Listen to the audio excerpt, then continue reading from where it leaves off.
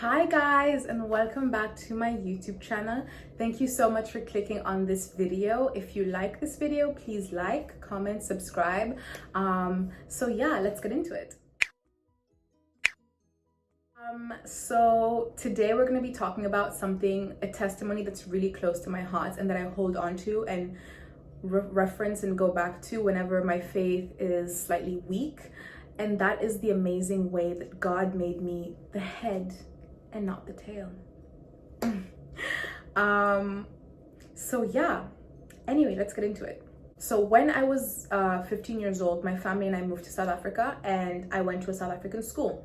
And this school was a private school, and it was very much academically focused. So you know how some schools are very much like sports based, other schools are like a mix. This school was very much academics. Like this school was like academics was heavily emphasized, and it was really difficult. I think it was the most difficult school that I've been to, and I've been to quite a bit of schools.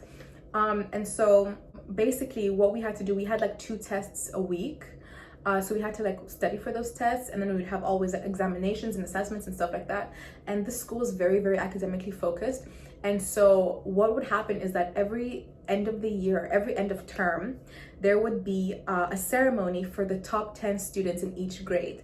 So for example, the top 10 grade 7 students, they would have a ceremony for the top 10 grade 7 students, for the top 10 grade 8 students, all the way to grade 12. So what that means is that if you were the top 10 in your entire grade, let's say a grade has like 100 people. So if you were like the top 10 in that entire grade, there would be a ceremony, and you would get up and get your certificate, and there would be a plaque of all the top 10 students in the office for like everyone to see. And it was really, really good. It was really motivating.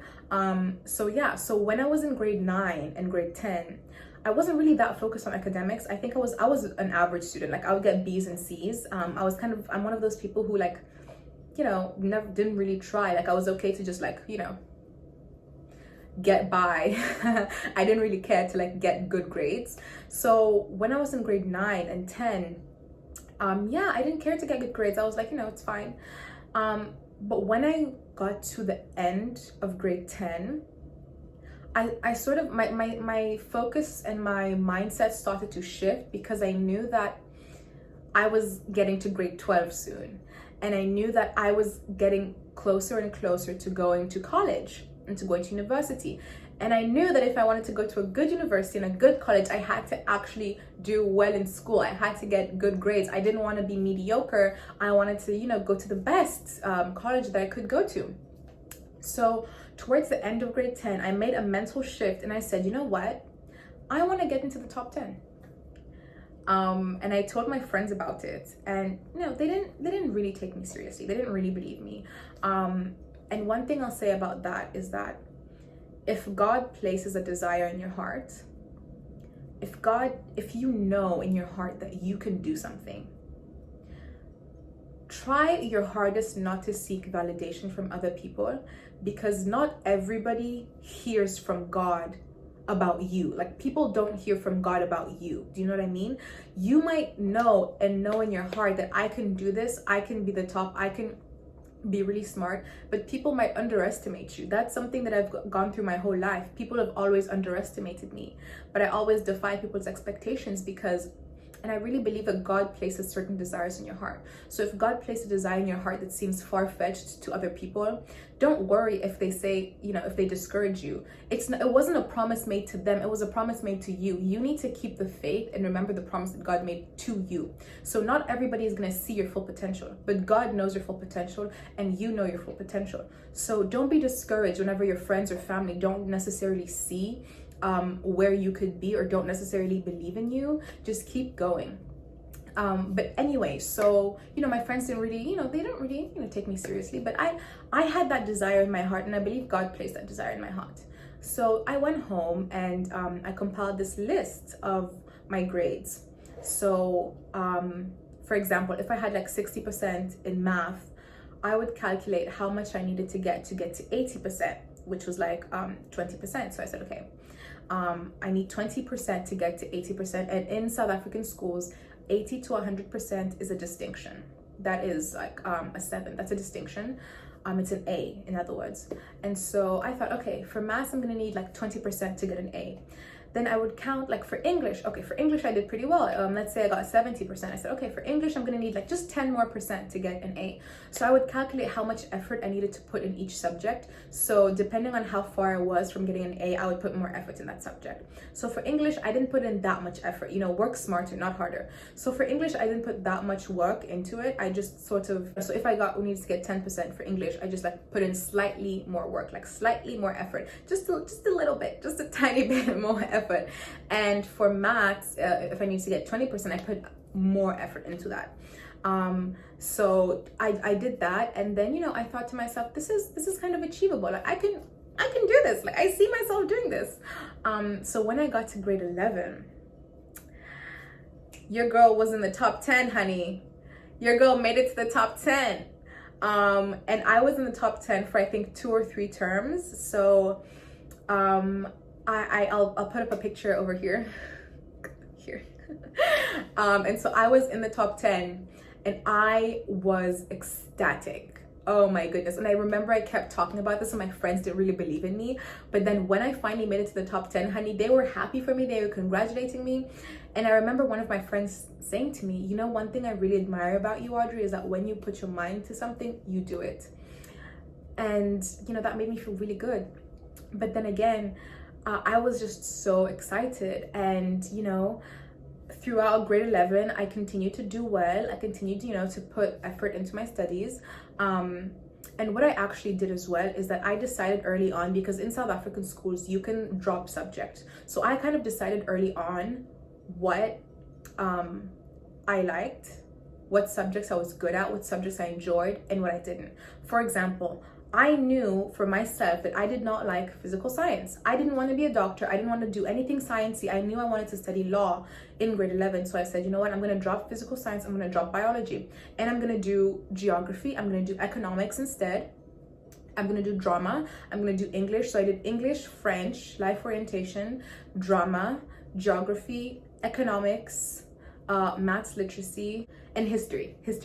Yeah, so I did those 8 subjects, and I did them because I knew early on, like, if you're not going to be a doctor, then you know you're going to be a doctor, don't do physics. Do you know what I mean? Like, if you know you want to be a writer, do subjects that you enjoy. And that's also what helped, because I kind of knew early on, okay, this is the direction I'm going into. So I did really, really well in grade 11, and it was so exciting. And I actually think I started to get in the top 10 towards the end of grade 10 and then towards grade 11. And so I was really excited about that. Yeah, but then when I got to grade 12, honey, woo, okay, this is where the beginning of my troubles started, honey. When I got to grade 12, it was a very stressful year. Like I said, this school was very academically focused, and we needed to do a lot of other things in order to pass grade 12, which was the last grade, the end of the year, the end of high school. We needed to get a bunch of certificates. We needed to get a bunch of volunteering hours done. We needed to get, you know, a license. You needed to get a driver's license. You needed to do a bunch of extracurricular activities in order to actually pass grade 12. And there was a lot of work to do in a very short space of time. It was stressful. And throughout grade 12, I was not in the top 10. Like throughout, because there are 4 terms in the school year. So term 1, term 2, term 3, term 4. I think there are 3 terms. So throughout the 3 terms, I wasn't in the top 10. No, I know, throughout the 2 terms, because there's like 3 terms. Throughout the 2 terms, I was not in the top 10. Or 4 terms, whatever. I just know I wasn't in the top 10, you know, until the very end, which we're gonna get to. And I was very discouraged because I was used to doing well. And not that I did badly, I still got, you know, A's, but they were low A's. Low A's, not enough to actually be recognized. I would say maybe I was like in the top 12, 15. So it was really stressful for me. I was really depressed because I thought, oh my goodness, I'm in grade 12 now. This is when it really matters and I'm flopping. This is terrible. So I was super depressed. And not to mention that we had to start studying for our final year exams. And so I was writing final year exams for 8 subjects. And it's not just 1 paper, it's like 3 papers that you have to write for like each subject. Super difficult. And for drama, I also had like a practical. I had to do like a whole bunch of like plays and stuff like that, and prepare with plays, and get my act together on top of writing like, you know, a written exam. So it was really, really stressful. And drama was actually a lot of work. Like, drama was a lot of work. For all you people who think that drama is easy, drama was, I think, the most work out of all of my other subjects, which I didn't expect, but anyway. So I was so depressed because there was also that anxiety piling on, because I knew that I had high expectations. By that time, I already knew that I wanted to go to school in the UK. I knew roughly what schools I wanted to go to. So I knew that I wanted to go to this current university that I am now at. And then I had a bunch of other options. So I had 5 options to choose from. And I really wanted to go to those schools, those universities, because they were like the best. They were the top universities, especially for law in the UK. And so I was like, no, I have to get in. And so that pressure and that anxiety is really what led to my depression. I can't tell you how badly I struggled. And on top of that, my dream just seemed very far-fetched. So usually in South African schools, in South Africa, there aren't many international schools, in terms of there aren't many schools that do like an IB system or an A-level system or an American system. Those schools are very limited because South Africa has a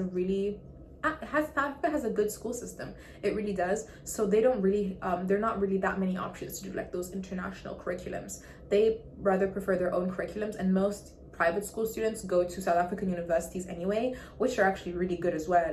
South African universities, like the top ones, are really good. So most South African students go to South African university. I was going abroad, and then there weren't that many resources available to me, despite the fact that I went to a good school, to show me, you know, the process of actually applying and what I needed to do. So I was also going through that. I was doing everything by myself, in terms of, you know, a visa, in terms of, you know, the certificates I needed to get, in terms of the research I was doing, in terms of everything I needed to prepare to go abroad. Nobody was helping me because they were just focused on how to get into South African schools and not really how to get into international schools. So I was doing all of this by myself, all of this research by myself, on top of trying to study for the final year exams, on top of being depressed because I'm not doing well in my subjects and I'm overwhelmed and I'm stressed out. Oh my goodness, it was a lot. And I was anxious, I was depressed. And I remember this once in my French class telling my teacher, you know, I wanted to go to a university in London to study law. And she was like, ooh, that's gonna be really difficult. And this is not to say anything bad about that French teacher. She was a really good teacher, to be honest with you. But this just goes back to what I said in the beginning of my video, that not everybody sees your potential. So don't be discouraged when people think that you can't do it. Don't be discouraged when people think that you can't make it, because they're not God and they don't know what God has placed in your heart. If God placed something in your heart, if you feel you can do something, do it. Go ahead. Don't listen to other people, because other people, they don't know who you are. They don't know your full potential. Nobody knows your full potential except you and God. So please don't feel discouraged if it looks, you know, impossible, or if it looks unlikely, or if people around you are making you think that your dream is unlikely. Do not be discouraged. Hold on to that faith. Keep the faith. Keep the faith in God. Keep the faith in your dream, because with man, things are impossible. But with God, all things are possible. So, I was depressed. I actually saw a therapist and a psychiatrist who diagnosed me later on with depression. And I just remember during the last stretch of grade 12, during that last stretch when we're getting closer and closer to writing exams, which was sort of October, November, because the school year was from January to December. So during that like October, November phase when I had to write the exams, and I just remember I could not study. I couldn't study. You know, when you're just so weighed down and crippled by anxiety and depression that you can't even like do anything? Like, the anxiety and depression is so crippling that you cannot even open a book. You can't even open a textbook. That's what it was. My mom would just see me. All I did was watch Netflix and order food. Like, I would just lock myself in my room, in my dungeon, order food, and watch Netflix the whole entire day. I only opened my books. I barely opened my books because I was just so depressed. And then it was a cycle because I wouldn't study. Then I would get anxious that I wasn't studying. And the anxiety would make me crippled. And so I didn't study. And then it would just be a cycle and a cycle and a cycle. And it was so, so bad. And my mom was worried about me. She was like, you know what? You have exams. Like, what are you doing? And I just tell her, you know what? Just leave me alone. Just go away. And so it was really, really bad. And I remember I would literally open up my textbook to study for the first time at the exam venue. Like for some exams, the first time I would study was at the exam venue, like 2 or 3 hours before the exam, honey. That's how bad it was. That is how bad my depression and anxiety was. Okay, but one thing that I did, and this is where the testimony comes in now, but one thing that I always did before every single exam is I would go into the bathroom and pray. I would say, God, you know my heart. You know that I haven't studied the way that I should have studied.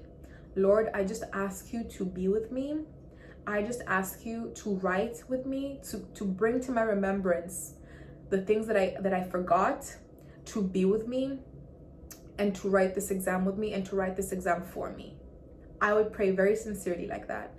And listen, I'm not telling you to completely leave everything to the last minute. I'm not telling you this. In fact, this testimony, I think, is like a miracle. I'm not telling you to leave everything to the last minute, because I never really left everything to the last minute, because from grade 10 to 11 and 12, I tried. Like I really did my best and I got those grades, but I just burned out in grade 12. It was a burnout. So I'm not saying that if you just coast by and you never try, God is all of a sudden gonna, make you the head and not the tail. No, you have to put some effort in, because I did put some effort in grade 10 and 11 and 12. But in grade 12, I did burn out. So what I'm saying is that if you push, God will pull, but you have to push first. So anyway, every time it was time to write an exam, I would pray like that. And then I would go in and I would write the exam, and I never knew how I did. And it was really strange to me, because every time I would write an exam, I kind of sort of knew, what level I would be on, how well I would do. But every time I wrote these exams, I never really knew. I didn't know if it was good, if it was bad. It was a toss-up. I really did not know. Every single exam I would pray, and I would pray with my friends as well. We would all pray. And it was sincere prayers, like, God, you know my heart. God, please help me, please strengthen me, please write through me, please bring to my remembrance the things I need to remember. And I did study a little bit, but not like the level of studying that I did is nothing compared to the level of success that God gave me. So we'll get to that. After all the exams were done, I was very depressed. I was very anxious. I was applying to university. And if you know anything about the UK school system, you have to apply to universities with your predicted grades. So your teachers will give you like a grade prediction of what you are likely to get, and then you use those grades to apply. The university accepts you based on your predicted grades, conditionally accepts you based on your predicted grades, and then when your final results come out, if you have met your predicted grades, then you get a spot in the university. If not, then you get rejected. So after that, I was applying to all the universities. I was really worried. I was scared because I didn't know how the exams went. I knew for sure that I did not put in the effort I needed to put in. But during that time, I was also on my knees praying. I said, praying to God that everything would work out, praying to God that I would, somehow by a miracle, that he would give me uncommon grace and favor, and that I would get into the university I wanted to get into. And so during November, I think that the results came out sometime in December. So it was anxiety, like from November. I think they came out in January, actually. Not even November, like they came out like January. They came out like in January. So like during November to January, the anxiety that I had in my heart was just, you don't even know. So I prayed every day. I would pray always, all the time. I would just pray, like, God, please, God, show up for me. God, be there for me. Lord, please. And so one day when the results were coming out, so there was a day that the results were coming out in South Africa, all over South Africa. It's the result day. So it's when all the results come out from all the high school students. So there was a specific time that the results were coming out. And I remember that day I got a text message. And this text message was from my my vice principal. And she was a really good vice principal, by the way. Shout out to you, Miss Holiday. So I got a text message from her, and she said, Audrey, I just want to congratulate you. You've done really well, and a newspaper will likely call you for an interview tomorrow. Guys, when I tell you, I jumped and screamed. I think I hurt myself because I think I banged myself on like a door or something, because I was running so quickly to get to my mom and to tell her, Mom, oh my gosh, look at this message I just got from Miss Holiday. I couldn't believe it. At this point, I didn't know what my results were. I just knew that she told me that I did really well. I asked her actually what they were, and she told me that she couldn't say. So I was also waiting that evening to see what I actually got. And so I ran to my mom and I was like, Mom, you will not believe it. And I just screamed and I thanked God, like, God, you came through for me. Oh my God. And then later on that evening, as I was waiting for my results, completely in euphoria, I got my results back. And you guys, they were the best results I have ever gotten in my entire life and in my school career. You know how I told you that throughout the terms in grade 12, I wasn't in the top 10? Well, now I had gotten the best results ever. And I was number 4 in my grade. I was shocked. I had never gotten to number 4. Whenever I was in the top 10, I was like number 7 or 6, like 7, 8, 6, like, oh, you know. But this time I was the 4th in my entire grade. Oh my goodness. I knew, and you know, I just knew that this was an act of God, because the level of studying that I did absolutely did not match or compare to what I received and how the results that I got. I thank God, because I knew it was God. I knew it couldn't be me. I am not here by my own strength, you guys. When I tell you it was uncommon grace and favor from the Lord that got me here, it was Him, because I had reached the end of my strength. Like, when you try to do things at your own strength, you burn out because you reach the end of your threshold. I had reached the end of my threshold by the time I got to grade 12 because my school was very stressful. But God came through for me. With man, it's impossible, but with God, all things are possible. And you guys, I was featured. Not only did He make me the head and not the tail, but I was featured in like 3 newspapers. And I'll put the pictures over here. My face was plastered there, and my name, as well as all the other people in the top 10. And you guys, when I tell you the Lord prepared a table for me in the presence of my enemies, when I tell you the Lord made me the head and not the tail, it's through Him. It wasn't by my own strength, because if it was by my own strength, I would not be at the university I am now.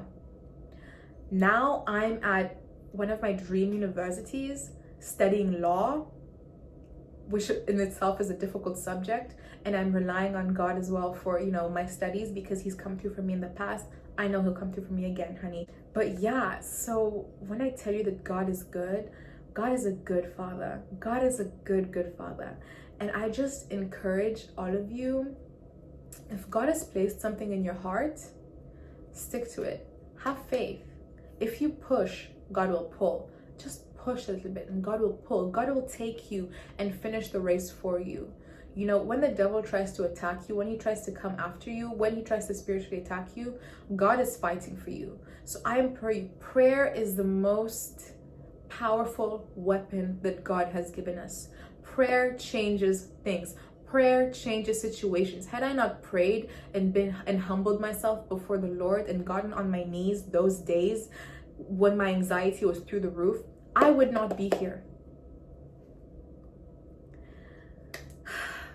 So anyway, you guys, I just want to thank you so much for watching my testimony and for watching this video. And if this video spoke to you, if you like this video, please like, please comment, please share, and please subscribe. Anyway, thank you so much, you guys. Bye.